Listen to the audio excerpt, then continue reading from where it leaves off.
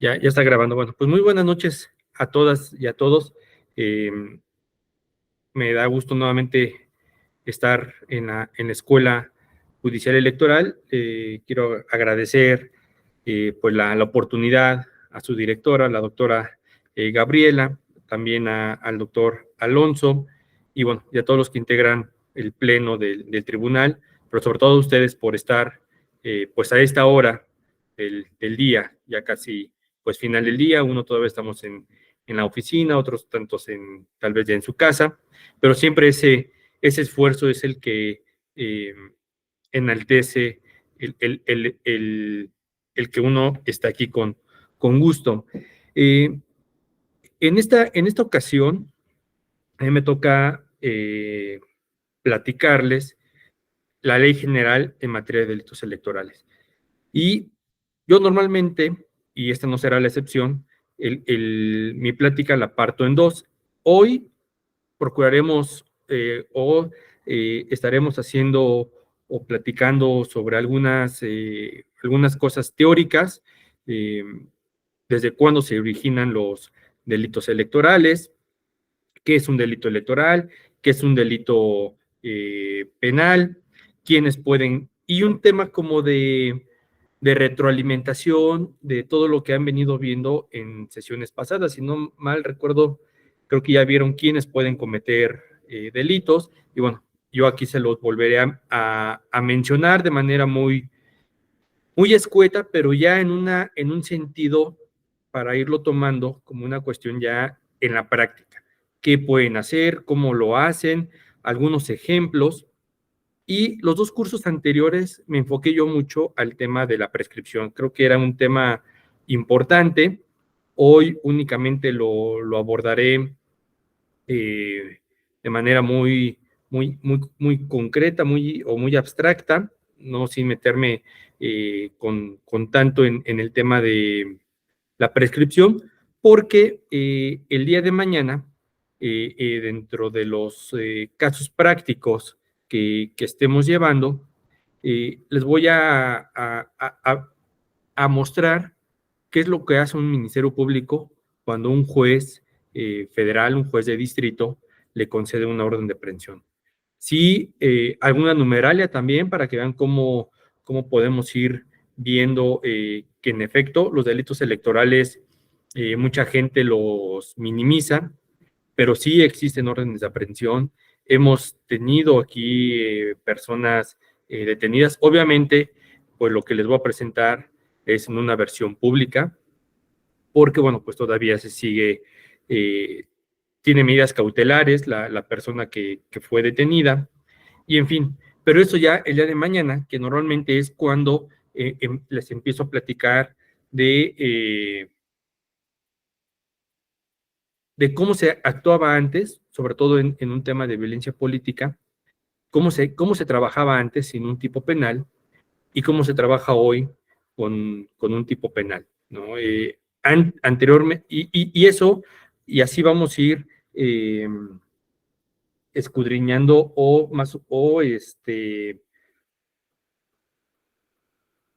en la participación de estos dos días.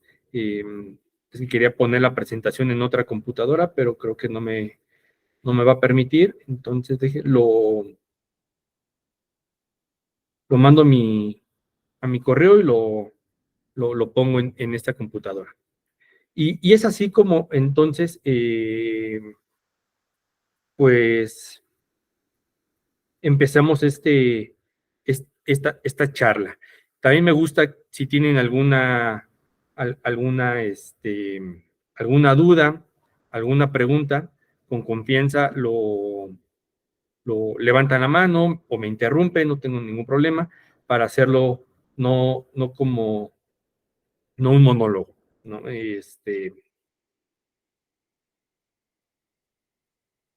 Permítame tantito.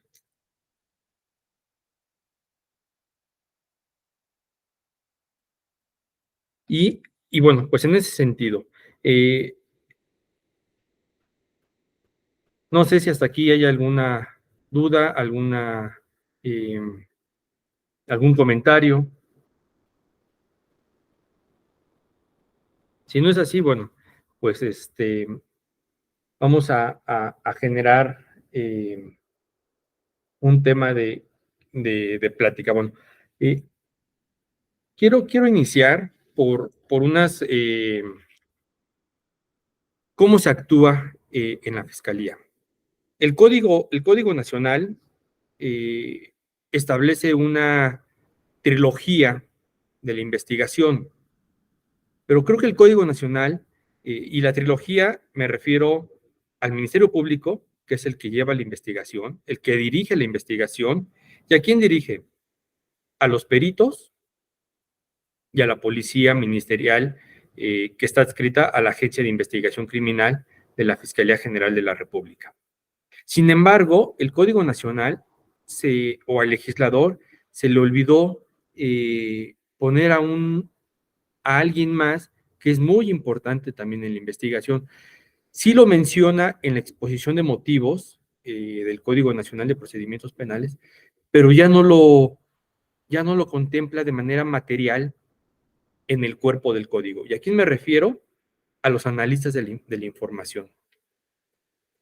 Los analistas de la información, pues no son otra cosa quienes se dedican a la inteligencia, a la búsqueda de documentos, a sacar información muy precisa de los, tal vez de algún periódico, de alguna nota, en fin. Eh, ¿por qué lo comento? Porque incluso la, la, la propia Ley de Seguridad Nacional nos empieza a decir qué es la inteligencia. Eh, la Ley de Seguridad Nacional dice que la inteligencia es el conocimiento que se obtiene a partir de la recolección, procesamiento, diseminación y explotación de la información. Y todo eso lo hace un analista, no un perito, no, y tampoco un policía ministerial. Eso lo lleva a cabo un analista de la información. ¿Y para qué quiere esa recolección, ese procesamiento o esa diseminación y explotación de la información? Para tomar decisiones en materia de seguridad nacional. Es la definición que establece el artículo 29 de la Ley de Seguridad Nacional. ¿Y por qué lo digo? Porque toda esa información, ¿dónde la puede obtener? Y la obtiene de dos tipos de lugares: el lugar del hecho o el lugar del hallazgo. No es lo mismo el lugar del hecho que el lugar del hallazgo. El Código Nacional en el 251 es donde, en la fracción primera, es donde establece que la investigación que no requiere una autorización del juez es una inspección en el lugar del hecho y una inspección en el lugar del hallazgo. Ahí tenemos dos lugares de donde se pudo haber llevado el delito.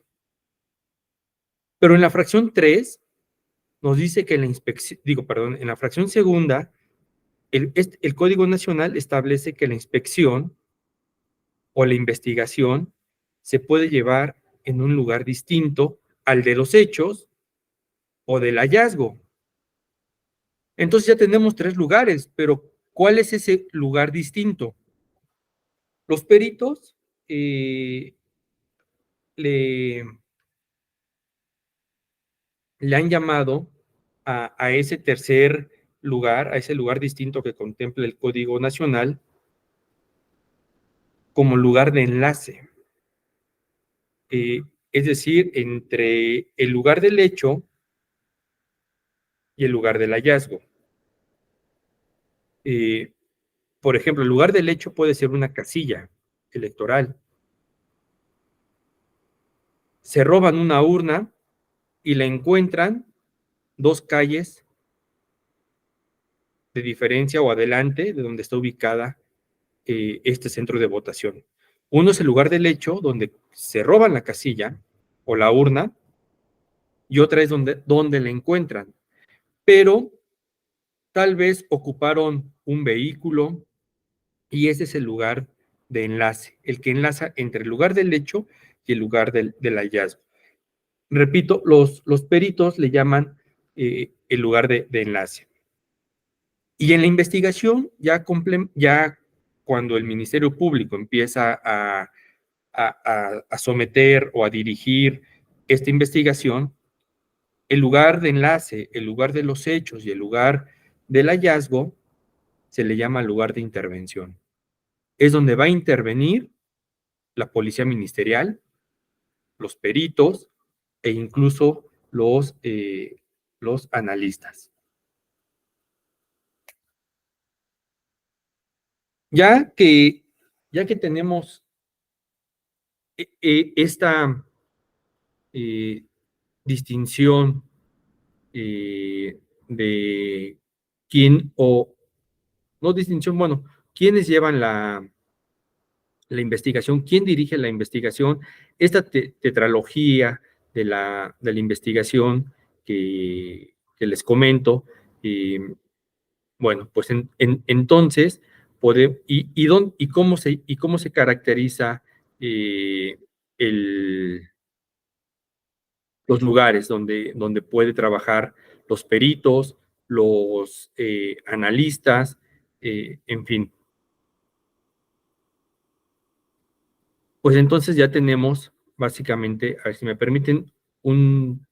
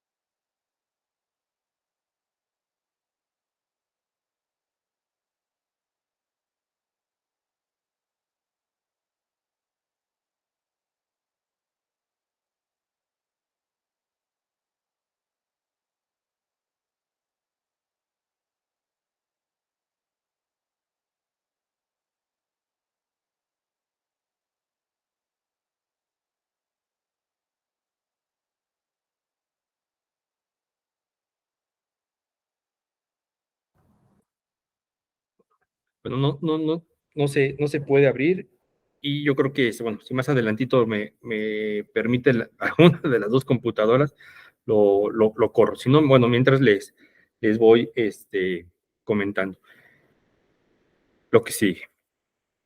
Los delitos electorales no es nuevo. Los delitos electorales datan desde ya muy antiguo, desde la antigua Roma, desde la antigua Grecia. Incluso hay un libro que les recomiendo, se llama En defensa de Murena, lo escribe Cicerón, y Cicerón, eh, a pesar de que era senador, él era abogado. Eh, en ese sentido, y Murena era un candidato que aspiraba a conformar el Senado. ¿Cuál fue de lo que se le acusó a Murena? De reunir en su casa el día de la elección a varias gente, darles de desayunar y decirles que votaran por él. De eso lo acusaron. Cicerón perdió el caso. Murena no llegó a ser senador. Y es un libro muy bueno porque nos permite ver que los delitos electorales datan desde la antigua Roma. Y esa es una de las características que se va haciendo, ¿no? De ahí, bueno, pues ya hoy podemos decir que, como ustedes saben, en el derecho penal, y tenemos que ver estas diferencias. A ver, el sistema punitivo electoral no es lo mismo que el sistema, vamos a llamarle administrativo jurisdiccional. Es decir, sí somos tres autoridades electorales, el INE, que se encarga de organización y fiscalización, que digamos lo más trascendental, y la certeza de tener el Registro Federal de Electores. El Tribunal Electoral, con todas sus salas, las 5 salas por circunscripción, una sala regional especializada y sala superior. Ellos son diferentes a nosotros. ¿Por qué lo digo así? Y es que aquí es donde está la gran diferencia entre estas autoridades electorales, es que el INE y el tribunal se rigen por la LEGIPE y por la Ley General en materia de medios de impugnación. Esos son y bueno, por la ley de partidos y en fin, pero básicamente su ley adjetiva y sustantiva es la LEGIPE y la Ley General en materia de medios de impugnación. En el sistema punitivo, en la Fiscalía Electoral, no es así. Nosotros, nuestro sistema adjetivo o nuestra ley adjetiva y nuestra ley sustantiva es la Ley General en materia de delitos electorales y el Código Nacional de Procedimientos Penales. Y para el tema de extradición o de prescripción, nos tenemos que ir al Código Penal Federal. Esas son nuestras tres leyes que tiene. Otra gran diferencia es que para la defensa ciudadana existe el JDC. Y estoy hablando ahorita con estos medios de impugnación porque hasta ahorita tenemos suspendida la reforma electoral. Por lo tanto, pues nos tenemos que guiar por lo que se encuentra vigente. Hasta que no resuelva la Corte y a ver qué resuelve, pues podríamos generar ese, ese cambio de medios de impugnación. Pero hoy, para que se pueda defender un ciudadano, necesita...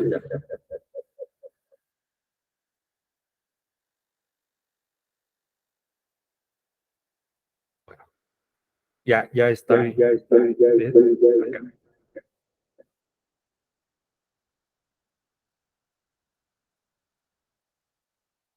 Bueno, creo que ya me escucho mejor.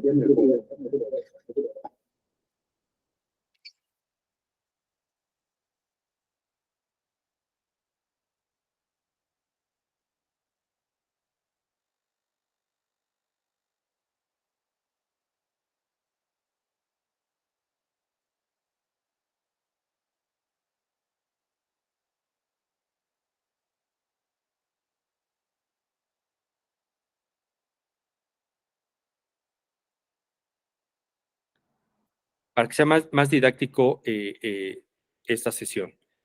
Permítame tantito.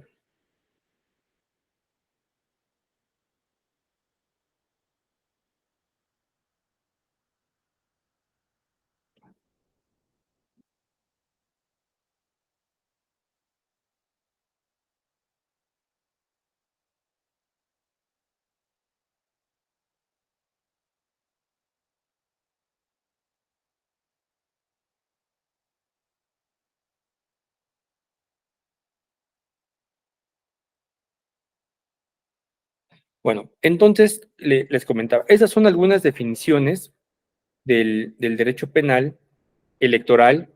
Tenemos que entender que obviamente, pues es el conjunto de normas que tiene como finalidad primordial tutelar el ámbito punitivo, llevar el adecuado desarrollo de los procesos electorales.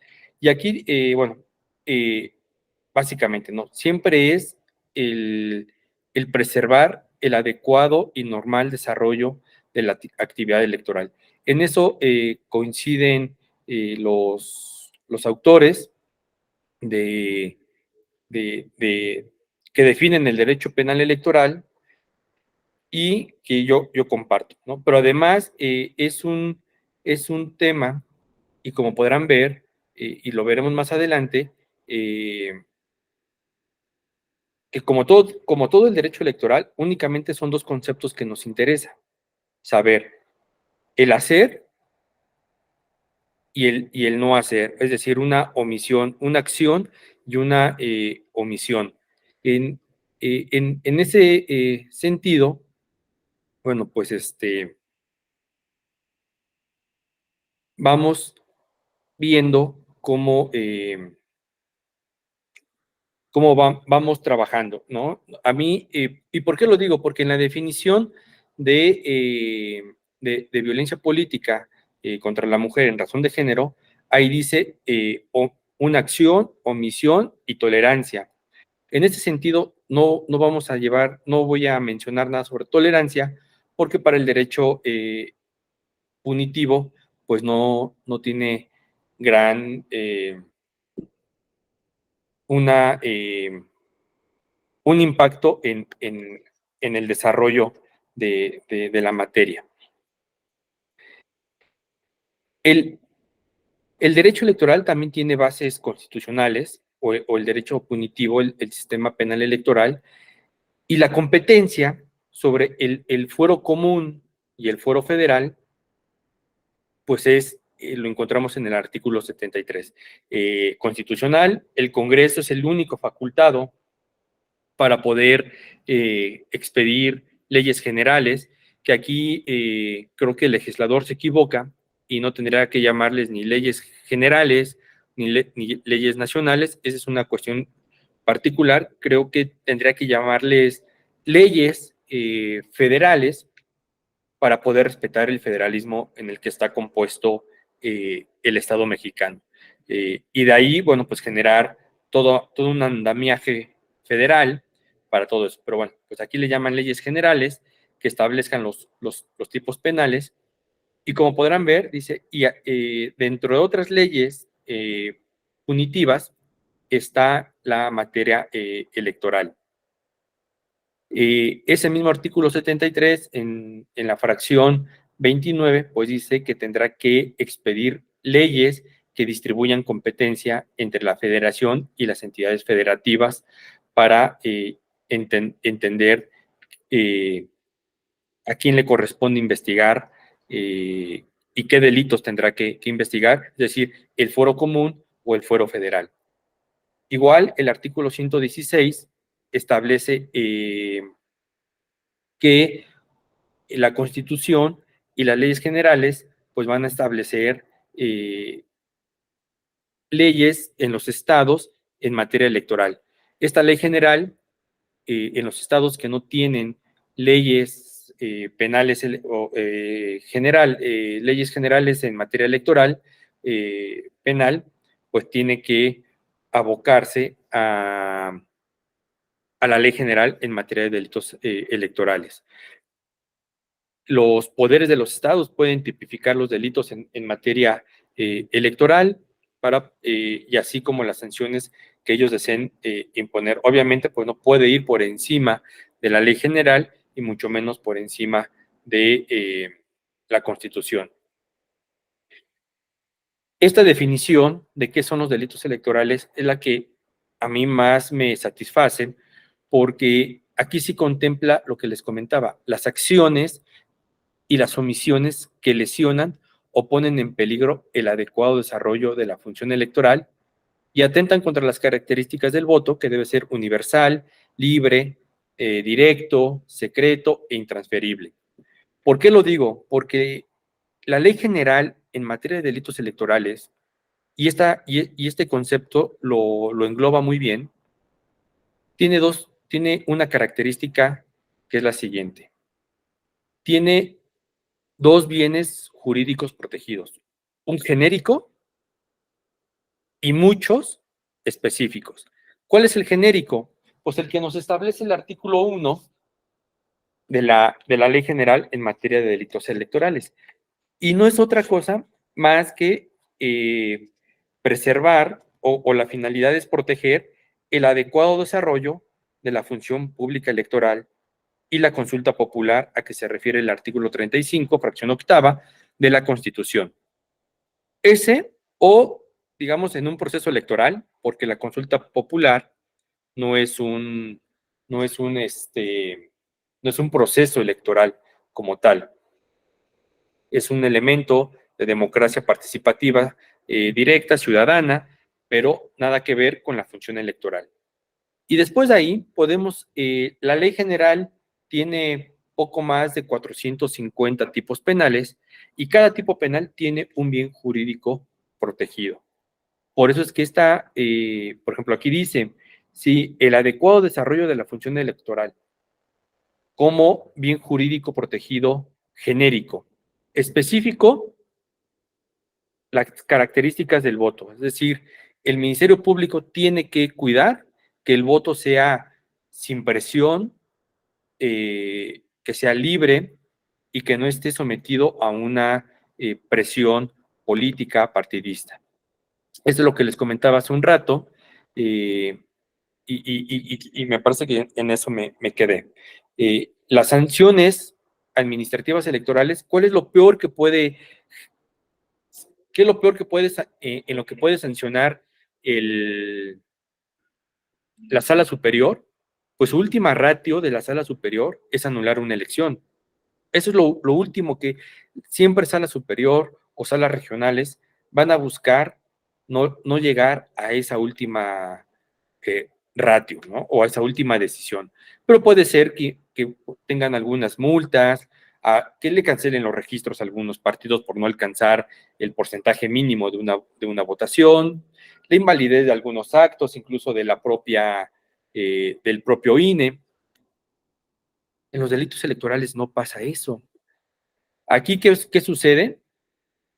Si yo encuentro culpable en la investigación a alguien, pues mi última ratio es privarle de la libertad, porque así lo establece la ley general. Y se dan cuenta, son medidas privativas de la libertad muy pequeñas. Pero si ya leemos lo que establece el artículo 15 de la propia ley, ahí ya no es una medida, ya no es tan pequeño, ya son, hablamos de 20 años sumados entre la mínima y la máxima, de 20 años. Si sacamos una media aritmética, que eso nos va a servir para la prescripción, son 10 años.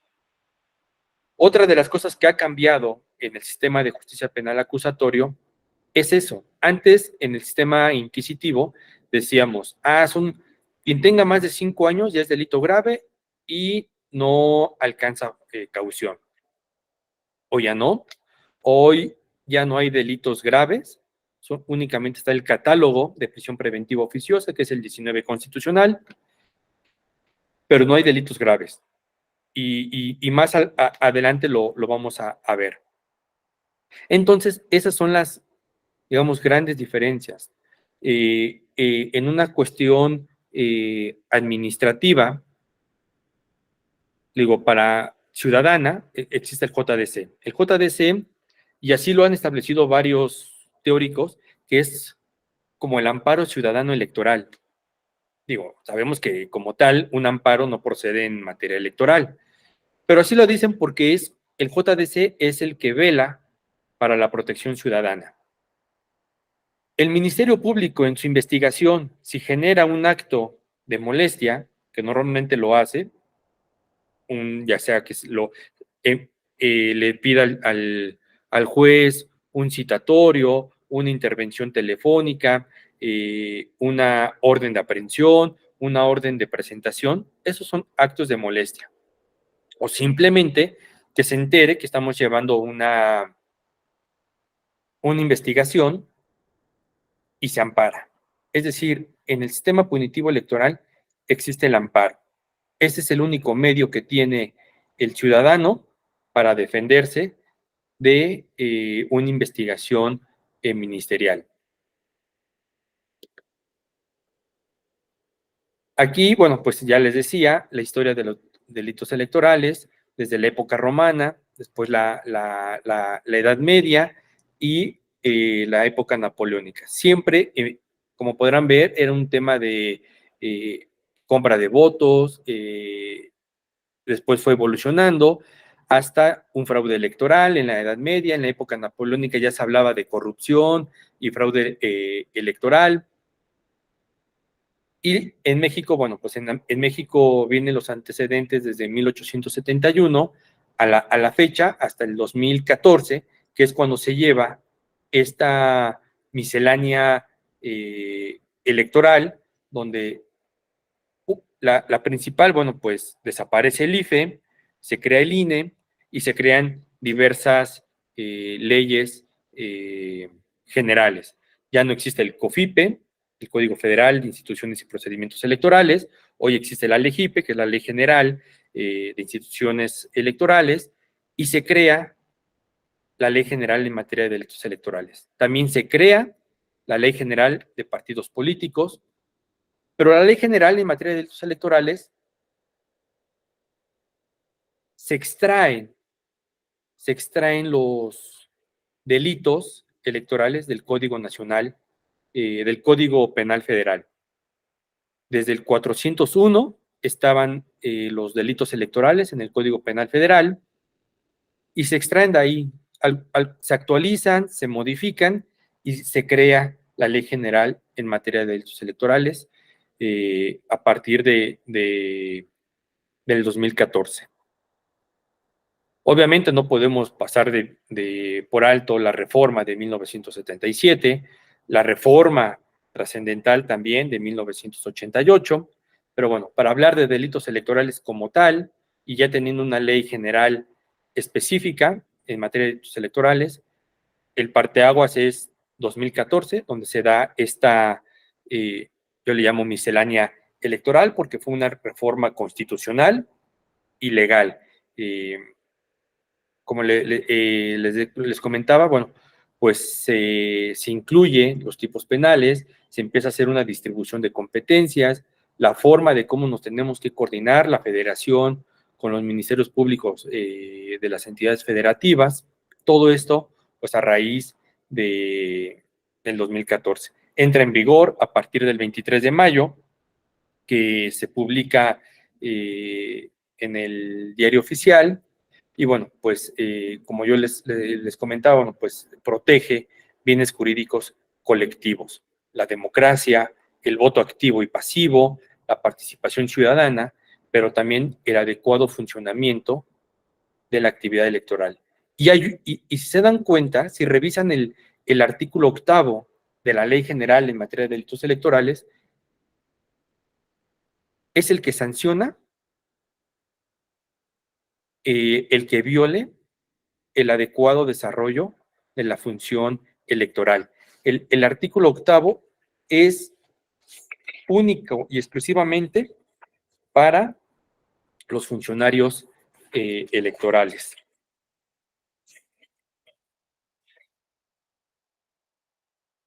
Dice el artículo 8, persona funcionaria electoral. Ese es el único artículo que sanciona o que trata de proteger el adecuado desarrollo de la función pública electoral. De ahí en fuera, pues les digo, ya nos podemos encontrar a partir del artículo 7 todos los tipos penales que contiene la Ley General en materia de delitos electorales. El marco normativo de la Fiscalía Electoral, pues es esta. Obviamente tenemos una base constitucional en el artículo 102, la Ley General en materia de delitos electorales, y el artículo 11 de la Ley de la Fiscalía General de la República, y cómo se crea la Fiscalía Especializada en Materia de Delitos Electorales por este acuerdo que emite el Fiscal General de la República en el 2019, y hoy todavía mantenemos vigente el reglamento de la ley orgánica, aunque de manera, digamos, supletoria, todavía no existe una ley orgánica de la Fiscalía General de la República, y mientras no exista, bueno, pues nos estaremos adecuando a la ley orgánica de la Procuraduría General de la República. Pues la fiscalía, como se estarán dando cuenta, pues es una fiscalía que se crea a través de un decreto y que está adscrita a la Fiscalía General de la República. Sí tenemos autonomía técnica y de gestión, y estos son los antecedentes. Antes de ser hoy FICEL, Fiscalía Especializada en Materia de Delitos Electorales, existió la FEPADE. La FEPADE se crea un 23 de marzo de 1994 a petición de los consejeros electorales de aquel IFE ciudadano, donde exhortan al Procurador General de la República a crear la Fiscalía Especializada. ¿Con qué características? Con una autonomía técnica y de gestión. Técnica, ¿por qué? Porque no necesitamos el visto bueno del fiscal general de la República. Nosotros somos independientes, es decir, nuestras determinaciones están avaladas únicamente por el fiscal especializado en delitos electorales, el maestro José Agustín Ortiz Pinchetti. Recordarán que incluso en la reforma del 2014 se pide que se cree la Fiscalía General de la República, independiente como tal, autónoma como tal, del poder ejecutivo. Es como se crea en 2018 la Fiscalía General de la República. Después entra el doctor Alejandro Gersmanero y emite este acuerdo, el A02-2019, donde se instala la Fiscalía Especializada en Delitos Electorales, hoy por su acrónimo, FICEL, ¿no? Este es el inmueble que tenemos. No tenemos sedes en los estados, es una sede central que se encuentra al sur de la Ciudad de México, y este es el inmueble que ocupamos. Es lo que les comentaba, las autoridades, el INE, que organiza, administra y fiscaliza los procesos electorales, la impartición de justicia. Ojo, aquí es importante saber esto. El Tribunal Electoral le puede modificar sentencias de los tribunales electorales estatales, de los soples, acuerdos del INE, sentencias de sus salas, pero nosotros, para la Fiscalía, en una investigación, el Ministerio Público es independiente del Tribunal Electoral. ¿Por qué lo digo? Porque el Ministerio Público, cuando solicita una orden de aprehensión, no se la solicita a Sala Superior del Tribunal Electoral, sino se la solicita a un juez de distrito del, del Poder Judicial Federal. El juez de distrito, especializado en el sistema de justicia penal acusatorio, pues ya valorará si autoriza o libra o no libra la orden de aprehensión, o permite una intervención telefónica, permite un cateo, en fin, pero es el juez de distrito quien autoriza todo esto. Obviamente, si existe un amparo ante estos actos, pues será una tercera instancia, que es el tribunal colegiado. El tribunal colegiado es quien nos tendrá que determinar lo que decida, ¿no? Digo, también el juez de distrito podrá conceder algún amparo, una suspensión provisional o una suspensión definitiva. Esta es la competencia que tenemos como tal. El artículo 21 es la que nos dicta la competencia de la Fiscalía. ¿Y cuáles son estos? Yo voy a tomar sobre todo dos cuestiones. El del INE, cuando ejerce su facultad de atracción para organizar una elección local, como por ejemplo, un ejemplo puede ser la elección extraordinaria que se llevó para la gubernatura en Puebla, cuando gana cuando gana Miguel Barbosa, esa elección la subsume, la trae el INE, y aunque fue una elección local, nosotros, como Fiscalía Electoral, teníamos la competencia total de cualquier delito electoral que se pudo haber cometido por esa facultad de atracción que genera el INE. Otra facultad importante que no trasciende a qué tipo de elección es lo que el voto fuera del territorio nacional, es decir, el voto en el extranjero. Y pongo de ejemplo, hoy que se llevará a cabo elecciones en Coahuila y en el Estado de México, ¿qué pasa ahí?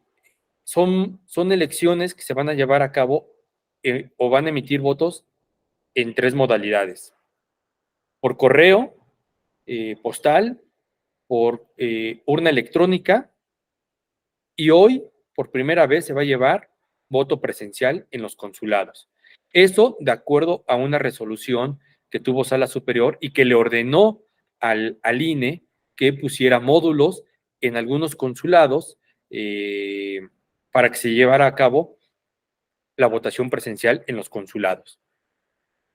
Somos competentes ahí nosotros. Independientemente de la elección de que se trate, somos competentes.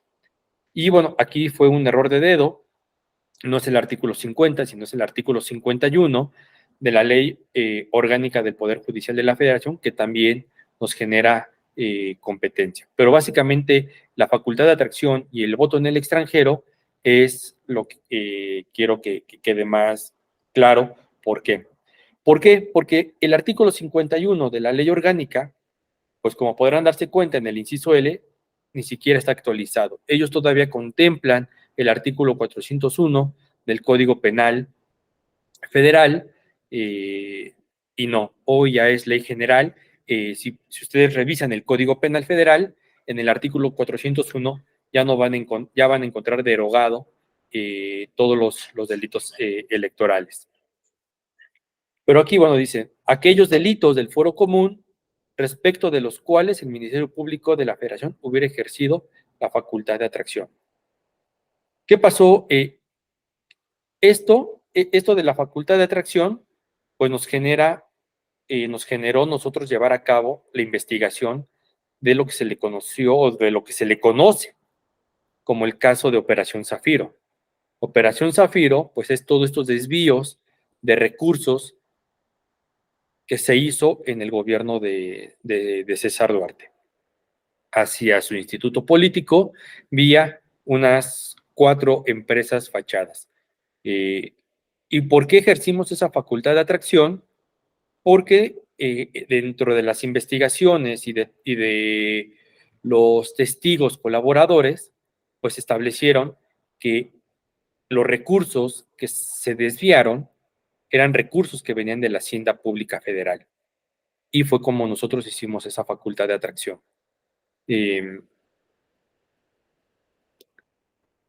Bueno, el artículo 22 de la Ley General en materia de delitos electorales, pues nos genera esta, esta,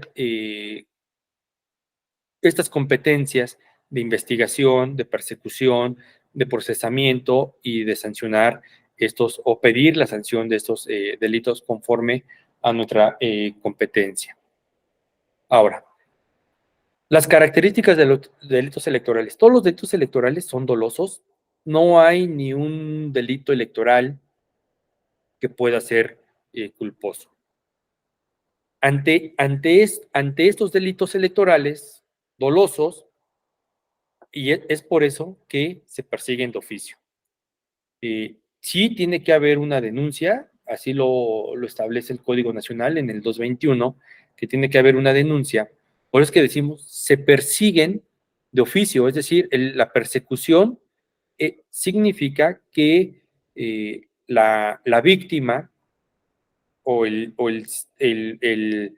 sujeto pasivo, sí, o la víctima, no tiene la obligación de aportarle pruebas al Ministerio Público para que él investigue o pueda acusar.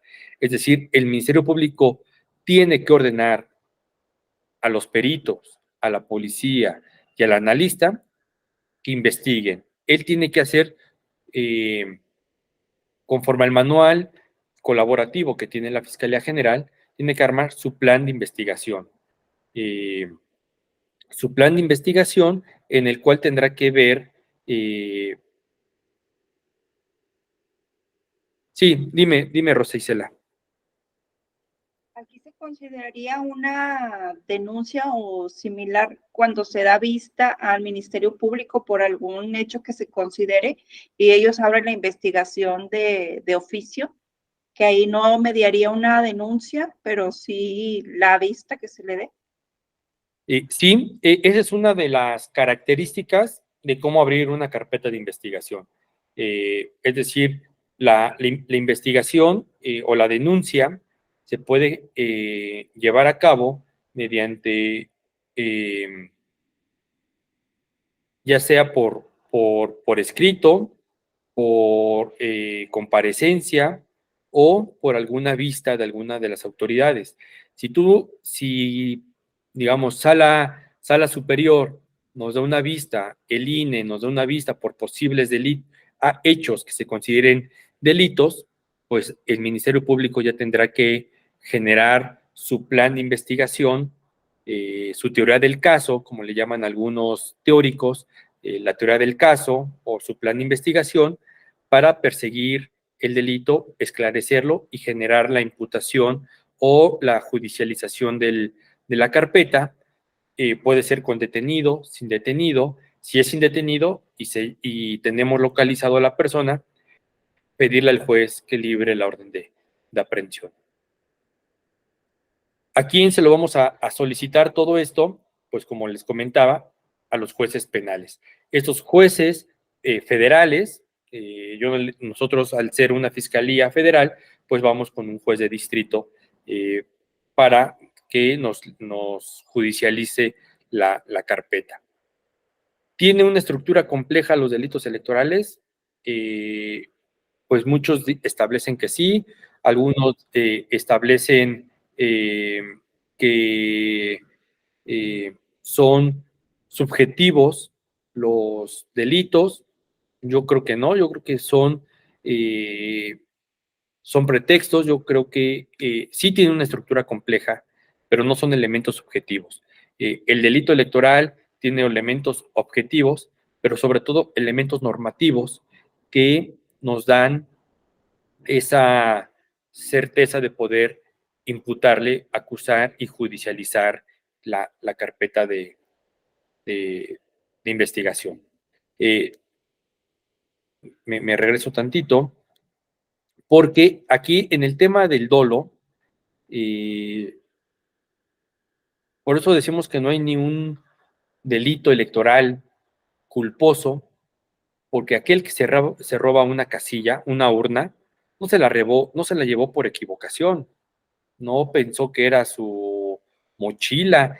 Aquel que quema una urna no lo hace por culpa, es decir, que no sabe, es decir, todo aquel que comete un delito electoral sabe y desea el resultado. Aquel que emite, por ejemplo, en el tema de violencia política de género, aquel que pueda publicar fotografías denostando a la mujer, obviamente lo hace con todo el, el querer, como dice Zaffaroni, el querer el resultado típico de esa acción.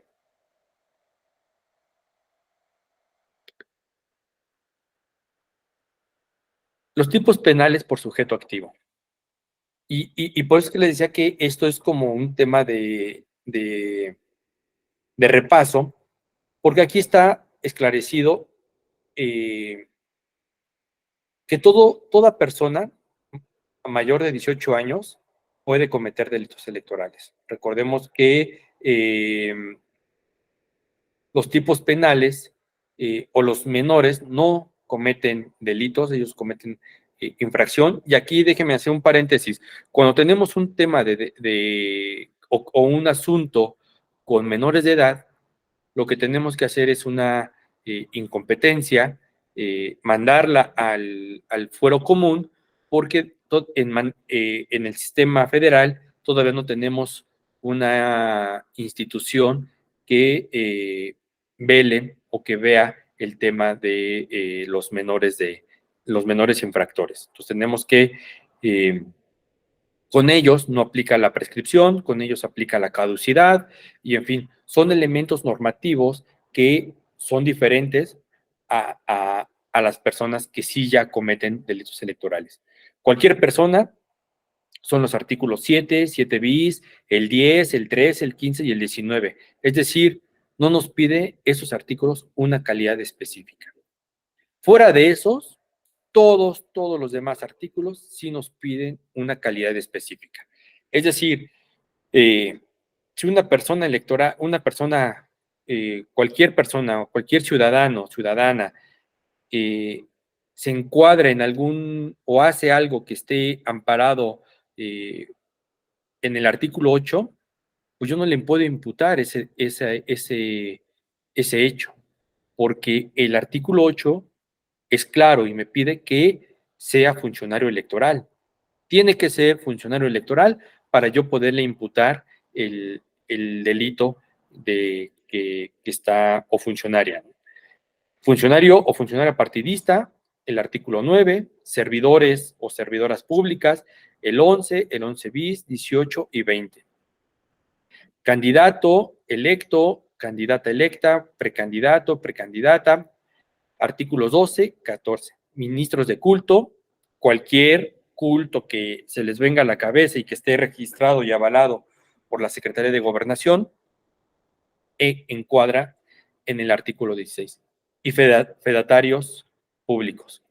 Y aquí hago otra distinción en los fedatarios públicos. Por fedatario público no me estoy refiriendo únicamente al notario público. El notario público no es el único que tiene fe pública. Iba a decir las fiscalías, no, las oficialías electorales del INE y de los soples, ellos también tienen fe pública.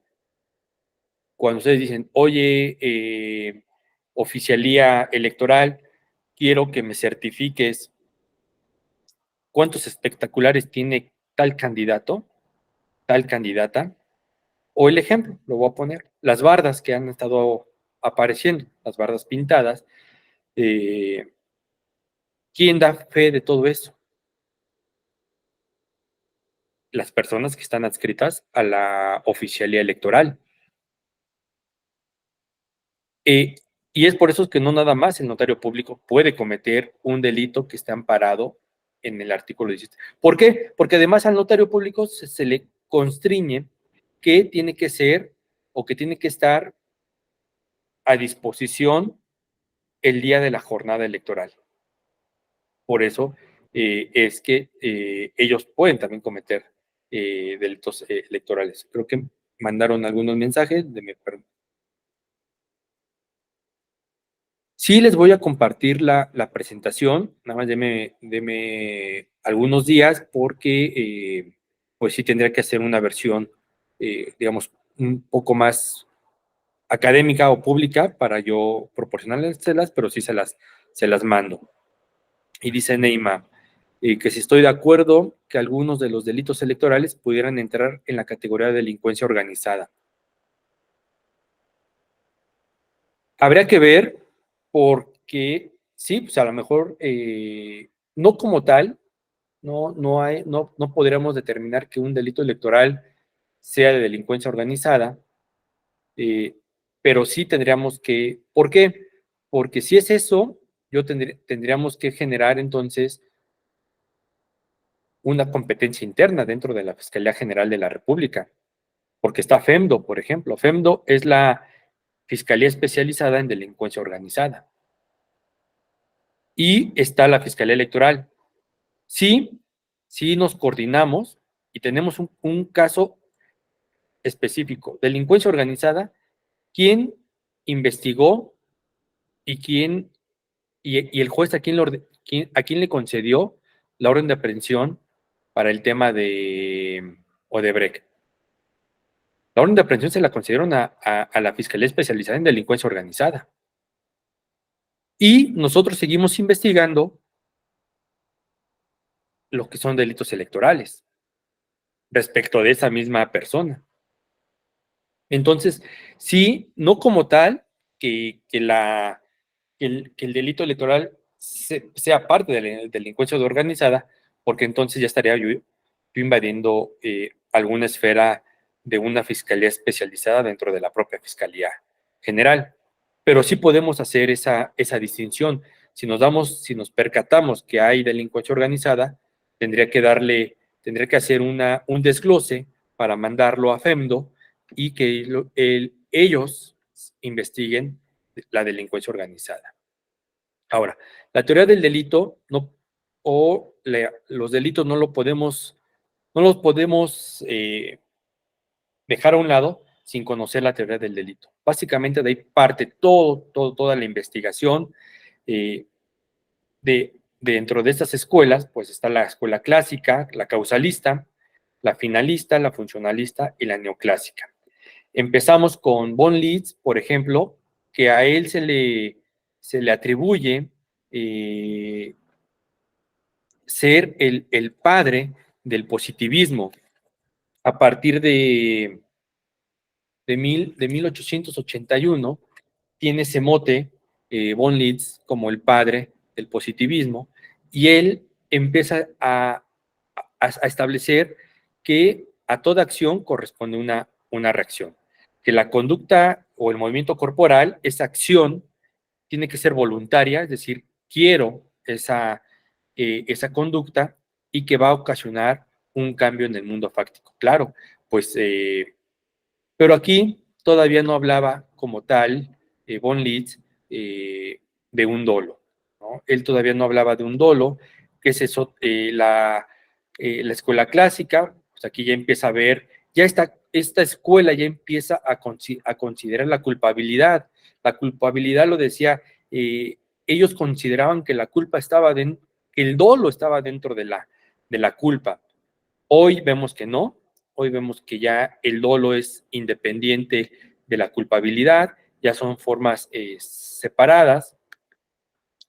La escuela neoclásica, bueno, pues ya empieza a generar ellos lo más trascendental, es estos elementos objetivos, subjetivos y normativos que yo les hablaba hace un rato, ¿no? Los elementos normativos que es lo que nos empieza a crear el gran peso de la Ley General en materia de delitos electorales.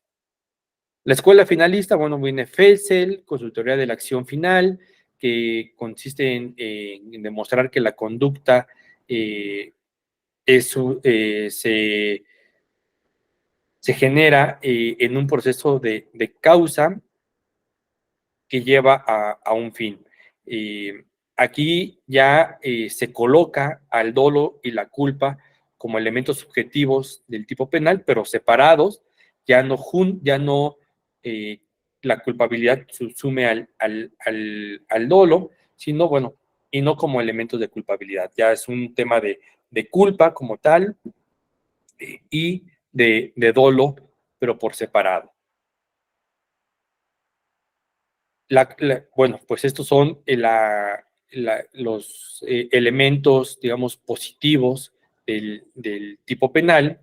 Tiene que haber una conducta, una tipicidad, una antijuricidad y una culpabilidad. Obviamente cada una con sus elementos negativos. Si dentro de la investigación yo me encuentro una causa de justificación o una causa de inculpabilidad, pues tendré que aplicar el 327 del Código Nacional, en el cual pues yo tenga que sobreseer la investigación de esa carpeta de investigación. Y viene la escuela funcionalista, que yo creo que esa es la que ya nos rige a nivel mundial. En el 84 tiene o surge esta escuela con Claude Roxin y Gunther Jacobs, dos alemanes, Claude Roxin en un tema más moderado, en un funcionalismo moderado, y Jacobs en un funcionalismo extremo. Y Jacobs es el que empieza a producir este tema del derecho penal del enemigo. Que tampoco es nuevo, si han leído el contrato social, es ahí donde Rousseau contempla y establece que el delincuente o aquella persona que comete un delito es el enemigo del Estado. Pero bueno, ellos traen la escuela funcionalista, donde reconocen que un enfoque con política criminal, que la fiscalía tiene una dirección general específica de política criminal y se inclina más en una punibilidad de resolver los problemas del sistema social, es decir, el sistema de justicia penal acusatorio, porque digamos que el espíritu del sistema de justicia penal acusatorio es no llegar a un juicio. Es decir, tenemos una solución alterna o llegar a un abreviado, a un juicio abreviado. ¿Y cuáles son las características de esto? Que al que le estamos imputando el delito, pues se diga que acepte la culpabilidad.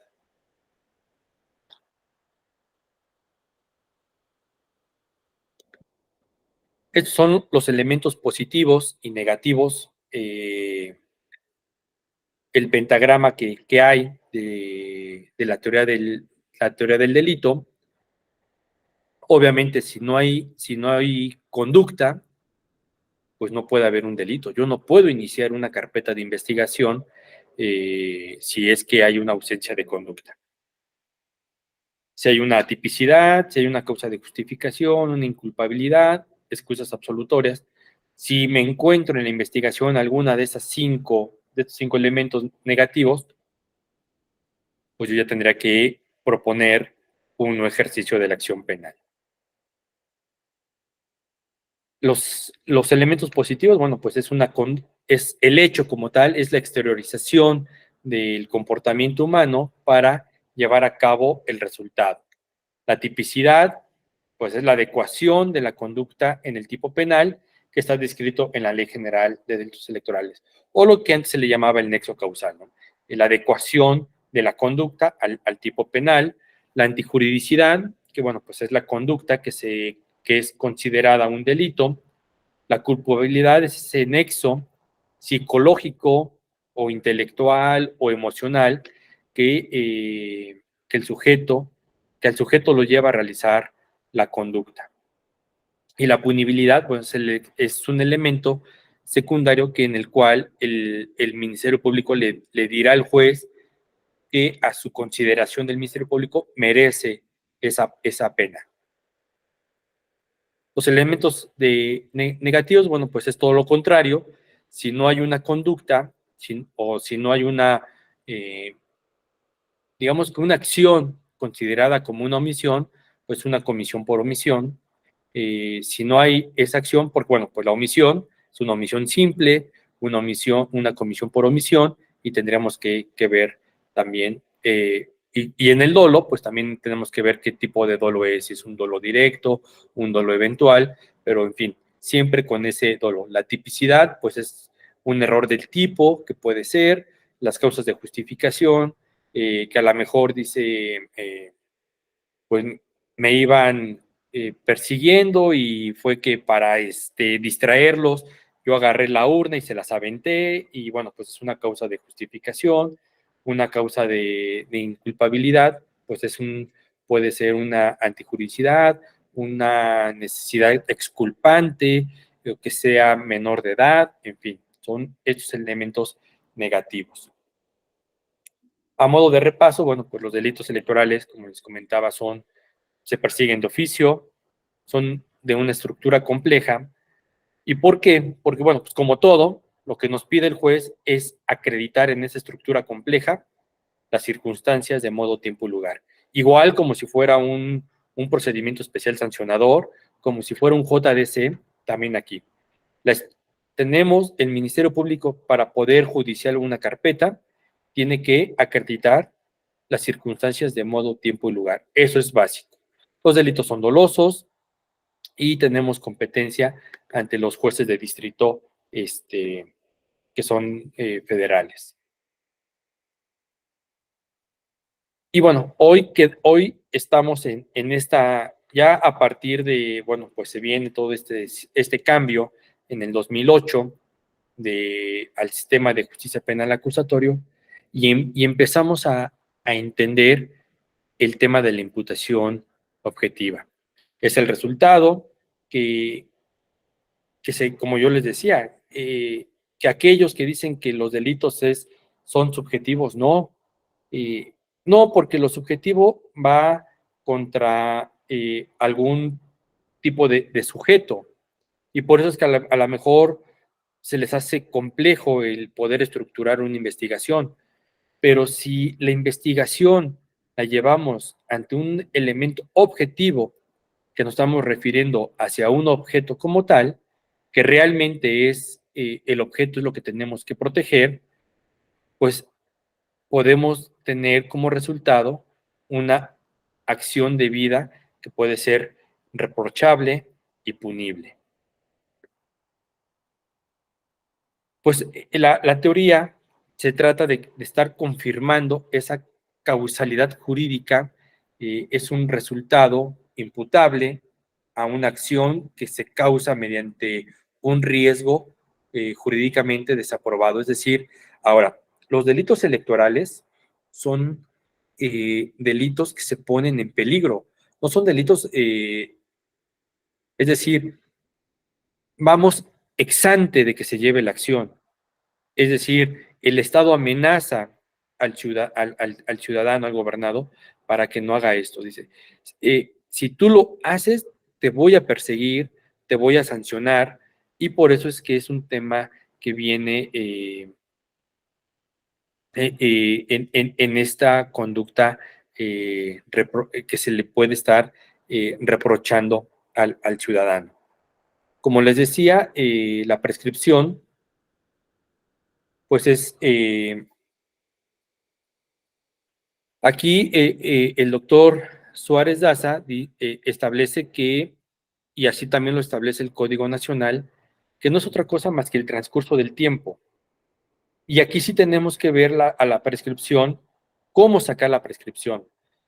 El Código Nacional tiene sus características respecto de la prescripción. Pero tampoco es nueva la prescripción. Imagínense, desde 1794 con Beccaria, él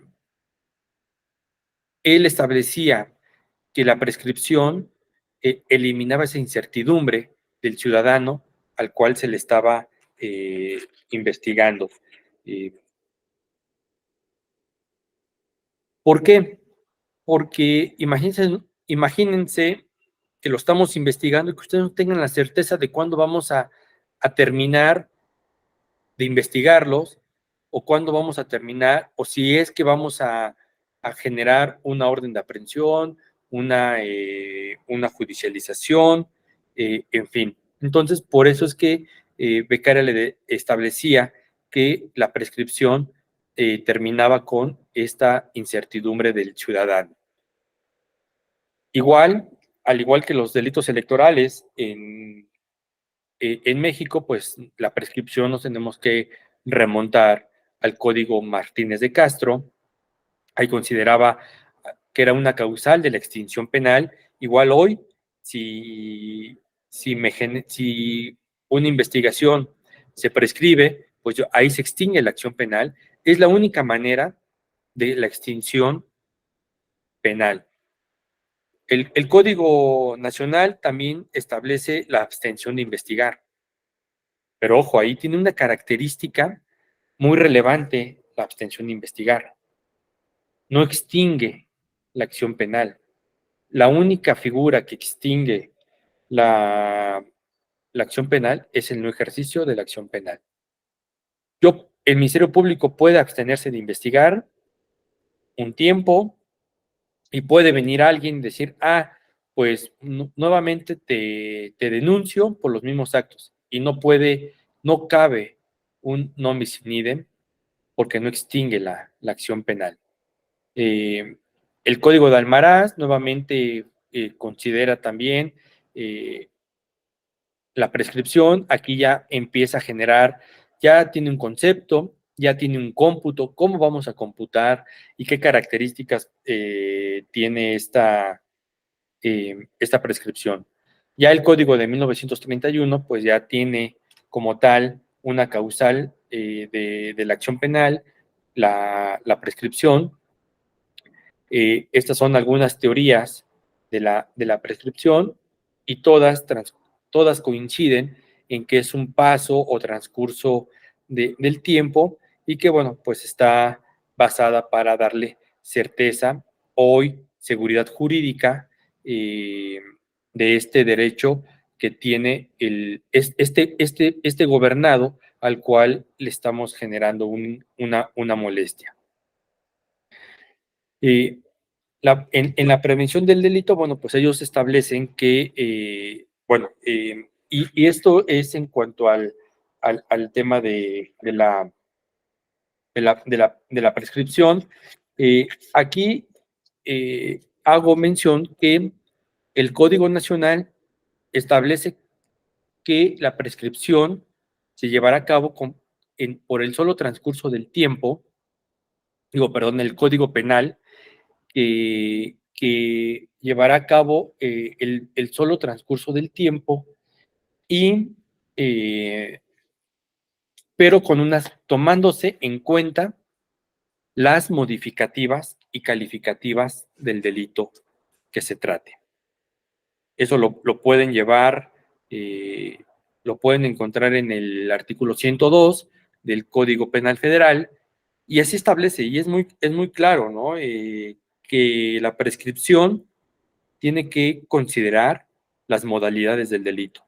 Y las modalidades del delito, pues son las agravantes o las atenuantes. Y normalmente, y algunos artículos de la Ley General en materia de delitos electorales tienen esas agravantes. Entonces, para considerar la prescripción, tenemos que considerar también las agravantes del delito. Ahora, la prescripción, ¿cómo se suspende?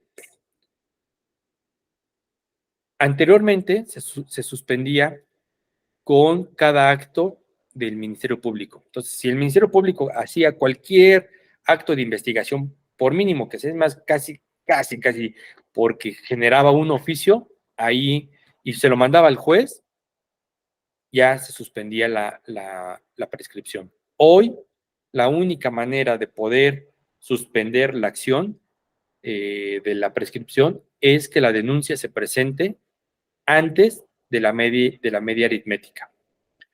Y la media aritmética no puede ser menos de 3 años. ¿Por qué lo digo? Porque en la ley hay medias aritméticas que tienen incluso menos de un año o un año, y no podemos establecer una prescripción de menos de 3 años.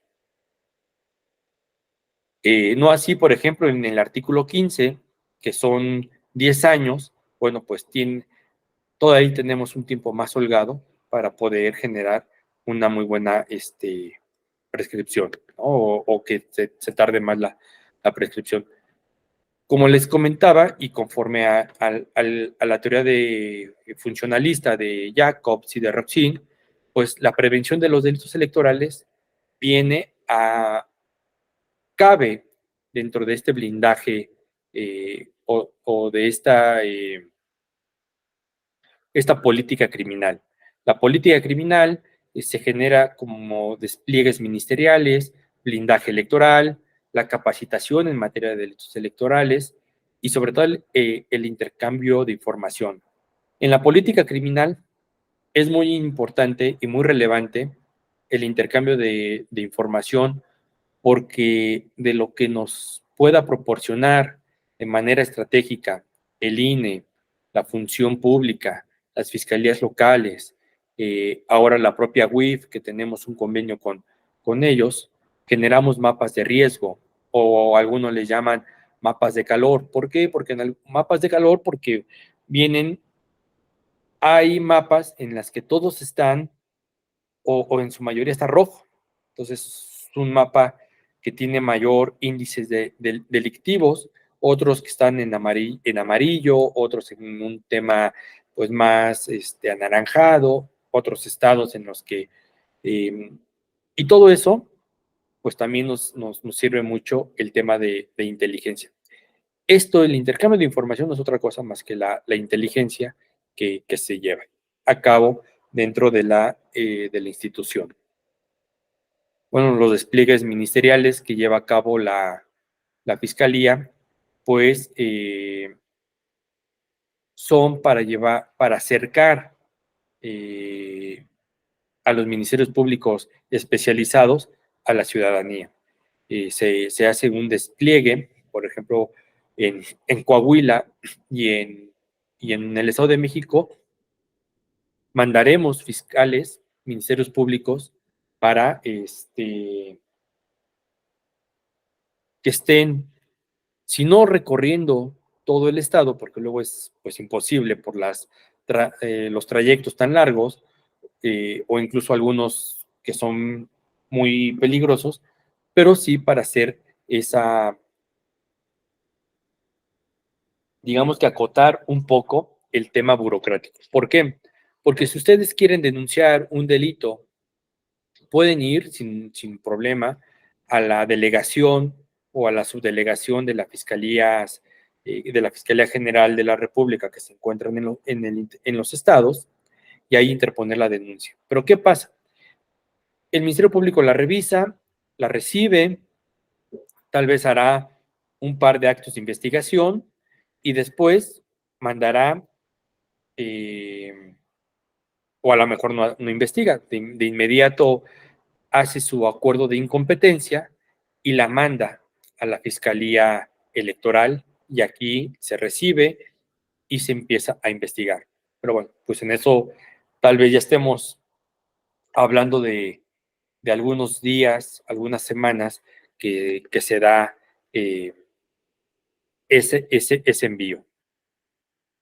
El blindaje electoral, pues no es otra cosa más que el aseguramiento temporal de los bienes, sobre todo de la Secretaría del Bienestar. ¿Por qué la Secretaría del Bienestar? Porque es la secretaría que más programas sociales tiene y que más parque vehicular tiene. Entonces, aseguramos todo el parque vehicular, aseguramos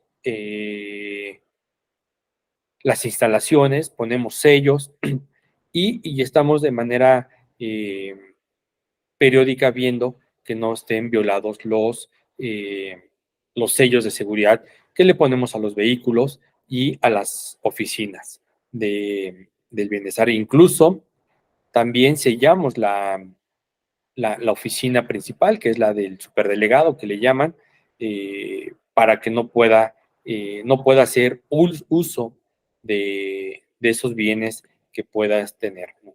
Bueno, pues la capacitación que generamos en todos los estados, para que la ciudadanía se entere de qué puede hacer y qué no puede hacer un servidor público, un funcionario electoral, un funcionario partidista, pero también que sepa que cualquier persona puede cometer delitos electorales.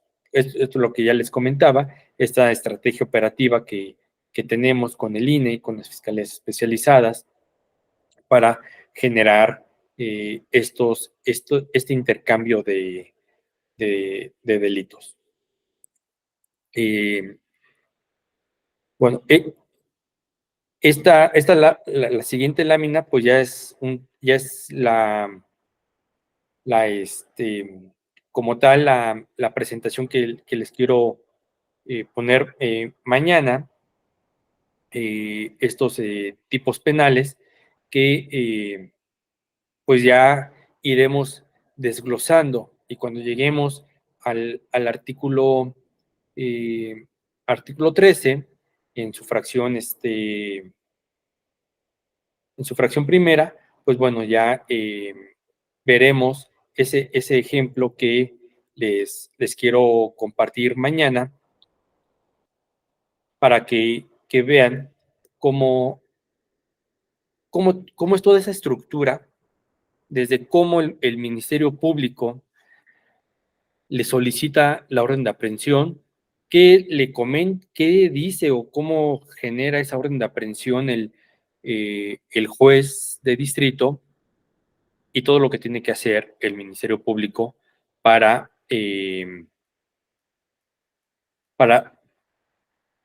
hay de dos, y esto fue lo que nos pasó con este ejemplo que les quiero mostrar mañana.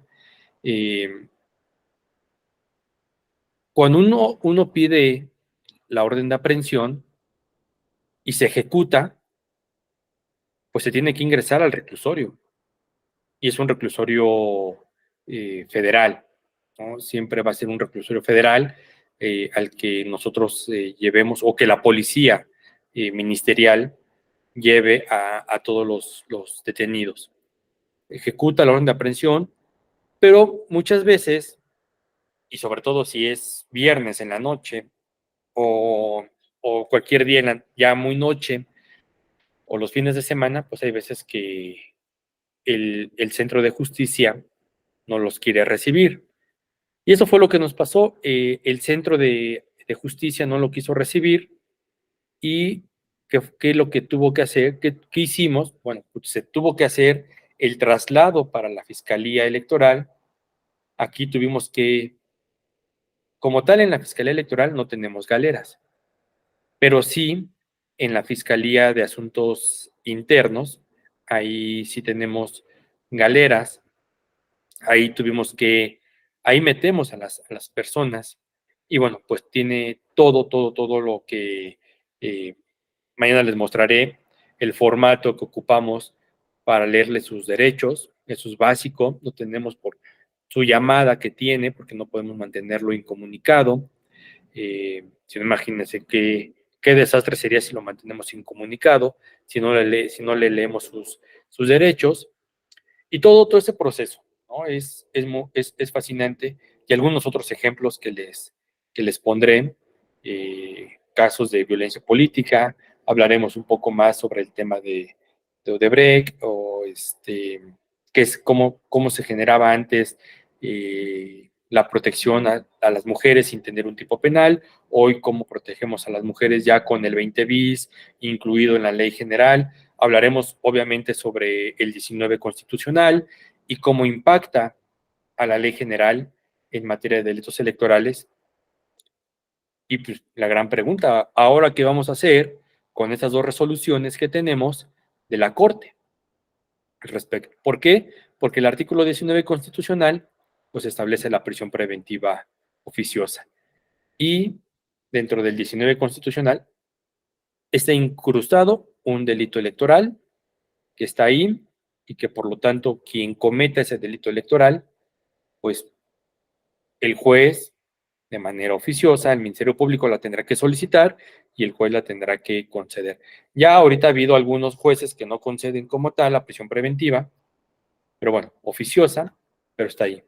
Y de esto pues hablaremos y platicaremos mañana, que ya hoy pues fue prácticamente mucha teoría, mañana serán las cuestiones prácticas. Y bueno, pues no, preguntarles si tienen alguna pregunta, algún comentario, pues estoy a su disposición. Dime, Rosa Isela.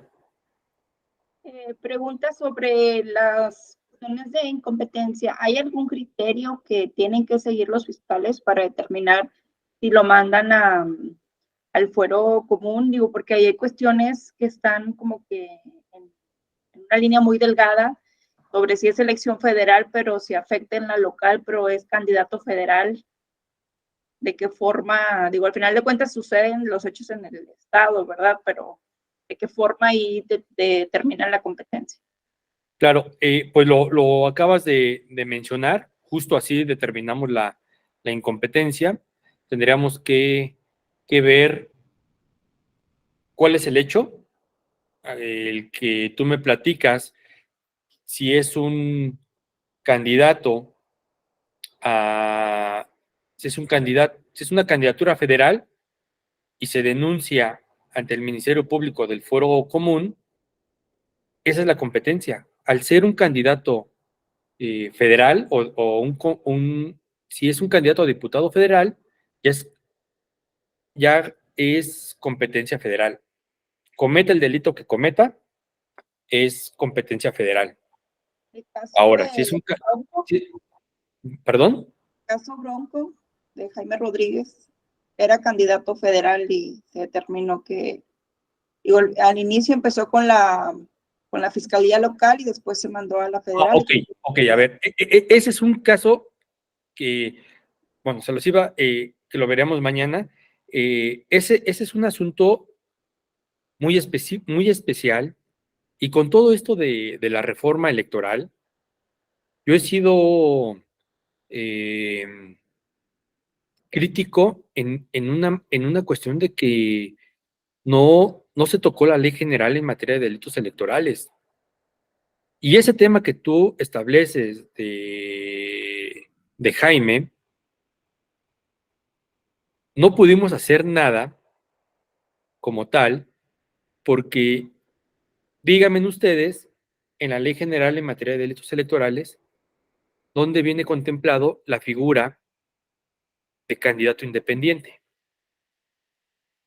Porque él lo que hizo ya fue como aspirante a candidato independiente. Él nunca tiene la calidad de precandidato. Y si nos vamos al verbo rector, que nos tenemos que ir forzosamente al verbo rector, no hay una candidatura independiente. La ley general no sanciona a los candidatos independientes, sanciona a los precandidatos, a las precandidatas, pero no a los candidatos independientes. ¿Qué otra cosa no sanciona la ley general en materia de delitos electorales? La revocación de mandato. Por eso es que ustedes vieron que hubo muchos acarreos, que incluso salió un presidente, eh, un presidente de un partido político en una camioneta llevando gente. Pues sí, pero si la ley general en materia de delitos electorales no tiene en su artículo primero, si ustedes lo leen, tiene contempla dos cosas: el proceso electoral como tal y la consulta popular, que viene en el 35 constitucional, fracción octava. Sí, pero la revocación de mandato viene en el mismo 35 constitucional, pero en la fracción novena, y no está incluido en la Ley General en materia de delitos electorales. Pareciera que esta reforma, tanto el plan A como el plan B y todos los planes que ustedes quieran, pareciera que de manera dolosa, no, no tocaron la ley, ¿no? Sí hubo desvío de recursos, y por eso es que creo que esa fue la única llamita que pudo mantener encendida la Fiscalía de Nuevo León por esos recursos. Pero, ¿sobre qué tipo penal podemos sancionar a él? Porque aplica otro principio, el principio de taxatividad. Y el principio de taxatividad es muy claro. O sea, lo que dice el tipo penal. O sea, yo no me puedo, ahí sí es muy riguroso. O sea, no me puedo mover del tipo penal. Y si el tipo penal no me establece ni aspirante ni candidato independiente, ¿cómo lo sanciono? ¿Cómo lo investigo? No podría, no puedo. Por eso es que y aparte, pues el juez de distrito dice, ok, la competencia es federal. Pues sí, pero ¿y ahora qué vamos a hacer nosotros, no? O sea, ya no había, no. Por eso es que nosotros decidimos Dentro de mi función es aprobar o no aprobar los no ejercicios. Yo soy el que apruebo en definitiva los no ejercicios de la acción penal. No había manera de acusar a Jaime, no había manera. Por eso es que se decidió otorgarle el no ejercicio de la acción penal, porque no hay un tipo penal. Entonces, este principio que dice sin delito no hay pena. Sí, yo entiendo ese, porque además nosotros también quedamos con un mal sabor de boca. Y cuando estuvieron los parlamentos abiertos, yo fui a la Cámara de Diputados y les establecí a los diputados, sobre todo a los de la mayoría, oigan, hay que modificar la Ley General en materia de delitos electorales, en revocación de mandato, en las candidaturas independientes y ahora también en el Bitcoin, porque el Bitcoin también ya resulta un tema, un problema, porque ya los políticos están viendo que como es un dinero electrónico difícil de rastrear, pues ya por ahí, y que pueden ser intercambiables por bienes y servicios, pues ya pueden empezar a generar.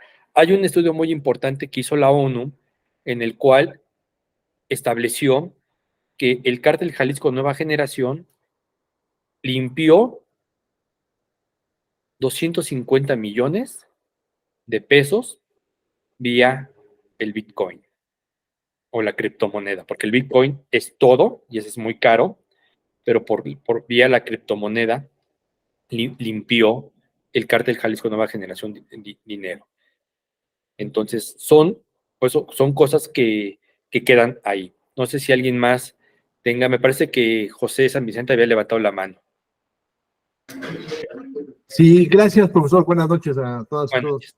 Oye, fíjense que hablando en el caso del blindaje electoral, me surge la duda, ¿esto va en conjunto con la capacitación que se le dé en materia electoral a cada uno de los servidores públicos? Pero en este procedimiento, ¿existe que es permanente? ¿Existe alguna etapa? ¿Son previos a una jornada electoral? ¿O cómo es que funciona este tipo de capacitación que se les da a cada uno de los servidores públicos? Porque entiendo que el blindaje electoral, como acaba de mencionar, es a través de convenios entre diferentes organizaciones, en federal, estatal y local, pero esto funciona también a través de la capacitación que se le dé a todos y cada uno de ellos, ¿no? claro, sí, tienes mucha razón. Es permanente, sobre todo tenemos un acuerdo con la Secretaría de la Función Pública y, y ellos son los que se encargan de distribuir, porque su plataforma es más robusta, se encargan de distribuir, grabamos varias cápsulas sobre delitos electorales. Se hizo digamos, como un curso de blindaje electoral, no como uno, se hizo un curso de blindaje electoral y es el que de manera constante están reproduciendo la Secretaría de Gobernación, la Secretaría de la Función Pública, es decir, prácticamente las secretarías tienen ese programa que les ofrece la Secretaría incluso la Función Pública también tiene ese curso, la Secretaría de la Función Pública y la Secretaría del Bienestar, que son las que generan nos concedieron esa plataforma y son las que distribuyen de manera permanente el blindaje electoral. Sí, se firmó un acuerdo con la Función Pública, se firmó un acuerdo con la Secretaría del Bienestar, incluso con el propio INE también tenemos ahí algunas cápsulas y sí, pero es de manera permanente, no, ni es antes de que inicie un proceso electoral, no, pues si no ya, ¿para qué? ¿No? Siempre, nosotros hemos creído que el, la prevención es mejor que la acción. Sí, claro que sí, profesor. De hecho, es lo que estaba viendo, como ahorita ya viene la jornada electoral para el Estado de México y Coahuila, creo que este tipo de capacitaciones que sí ya se está dando en cada una de las entidades, ¿no? Así es, así es. Hemos estado de manera virtual dando capacitaciones, pero no nada más al Estado de México. no, incluso no nada más a Coahuila. También hemos dado capacitaciones o vamos a dar, por ejemplo, una capacitación al estado de Aguascalientes. En fin, hemos estado en esas actividades de no importa que dos estados tengan elección, sino tenemos que también atender a aquel estado que nos pida una capacitación o que algún estado judicializó alguna carpeta con detenido y lo que acordó con el juez es que tengan cursos de capacitación, de violencia política, y eso también lo generamos. También lo vamos a las, ya sea de manera remota o de manera presencial, esos cursos de prevención. Pero sí, es un tema no nada más para los estados que tienen elección, sino para todo el país. Entonces, bueno, pues Muchas no sé. gracias, profesor. No, a ti, José. No sé si alguien más tenga alguna pregunta, algún comentario. Si no es así, pues ya nos vemos el día de mañana. Yo les agradezco a todas y a todos ustedes su presencia, igualmente a Tecnologías de la Escuela Judicial por su oportuna asistencia. Y bueno, pues yo no les deseo más que tengan una buena y reparadora noche a todas y a todos. Nos vemos el día de mañana. Gracias. Hasta luego.